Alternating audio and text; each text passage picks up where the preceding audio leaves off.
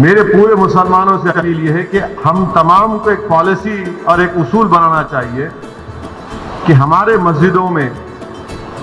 جو 65 سال کے اوپر ضعیف ہیں ان کو ہم روکے کم سے کم 1 جون کے پورے مہینے ختم ہونے تک، کیونکہ ان کے جسم میں امیونٹی کم ہو جاتی ہے، مختلف خدا نخواستہ اگر ان کو ڈائبٹک ہے، بیماریاں ہیں، تو باڈی میں وائرس سے مقابلہ کرنے کی طاقت کم ہو جاتی ہے۔ تو میں یہ اپیل کر رہا ہوں کہ 8 جون کو انشاءاللہ تو کھل جائیں گے، مگر کم سے کم جون کے ختم ہونے تک ہمارے جو 65 سال کے اوپر جو ضعیف افراد ہیں ان کو ہم سمجھائیں،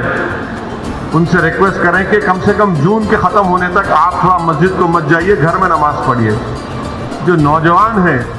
جو ذرا مسجدوں کو کم جاتے، اب وہ جا کر مسجد کو آباد رکھے۔ تیسرے یہ کہ مساجد میں اگر کارپیٹ ہے اور اس کارپیٹ کو نکال سکتے آپ تو فوراً نکال کر پتھر کے اوپر نماز پڑھنا چاہیے، کیونکہ کارپیٹ میں ایپیڈیمولوجسٹ اور جتنے ہیلتھ ایکسپرٹ سے ڈاکٹرز وہ بولتے کہ کارپیٹ میں بہت سے جراثیم جم جاتے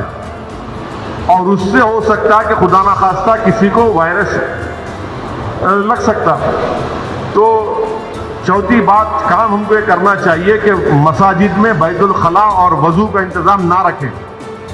کیونکہ وہ وضو کرتے کلی کرتے اور پھر آپ آ کے نماز پڑھتے تو لوگ گھر سے ہی اپنے وضو کر کر آئیں، اور نماز جب پڑھیں گے تو نہیں معلوم مفتی اکرام کو فیصلہ کرنا ہے کہ اگر پوری دنیا میں جہاں جہاں مساجد کھولے گئے، چاہے وہ مسجد نبوی ہو، حرم شریف مکے میں ہو، یا ٹرکی ہو، یا دوسرے مقامات پر، ہمیشہ کی طرح جو کھنڈے سے کھنڈا ملا کر سب بنتی تھی ویسا نہیں بن رہی اب۔ تو کیا مفتی اکرام یہ فیصلہ دے سکتے پورے ملک میں کہ بھائی جب 8 تاریخ سے مساجد کھولے جائیں گے تو سوشل ڈسٹینسنگ کو برقرار رکھتے ہوئے ہم سب بندی کریں نماز کی؟ یہ ہمارے مفتیوں کو سوچنا پڑے گا کہ کتنا یہ کر سکتے کیا، کیونکہ مختلف ممالک میں ہو رہا ہے۔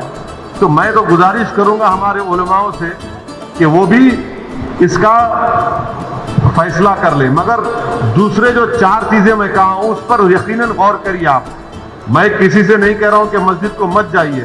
میں یہ کہہ رہا ہوں کہ آپ صحیح کہہ رہے ہیں کہ وائرس ابھی بڑھ رہا ہے، وائرس ختم نہیں ہوا ہے، وائرس بڑھ رہا ہے ابھی، اور خاص طور سے جو ہمارے 65 سال کے اوپر کے جو لوگ ہیں اور جو لوگ مختلف امراض کے شکار ہیں، جس کو کڈنی کی بیماری ہے، ہارٹ کی ہے، لنگز کی ہے، ڈائبٹک ہے، ان کو تو اور احتیاط کرنے کی ضرورت ہے، بہت احتیاط کرنے کی ضرورت ہے ان کو، کیونکہ ان کی جان کو بچانے کا ہے۔ یقیناً ہم کو ایک روحانی اور قلبی سکون ملتا ہے جب ہم اللہ کے گھر میں جا کر سر و سجود ہوتے ہیں،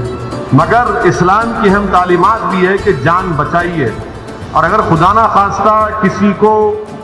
یہ وائرس ہوتا ہے تو پھر ان کے گھر والوں کو ان سے جو ملاقات کیے، پھر ایک نیا سلسلہ شروع ہوتا ہے ٹریسنگ کا، پرائمری کانٹیکٹ کون تھے، سیکنڈری کانٹیکٹ کون تھے۔ یہ میرے احساسات ہیں، اور یہ اسی وقت ہوگا جب ہمارے تمام مفتی اکرام چاہے وہ کسی بھی مکتب فکر کے ہوں، وہ اس کا ایک اجتماعی طور پر نوٹ لے کر سب کو بتائیں۔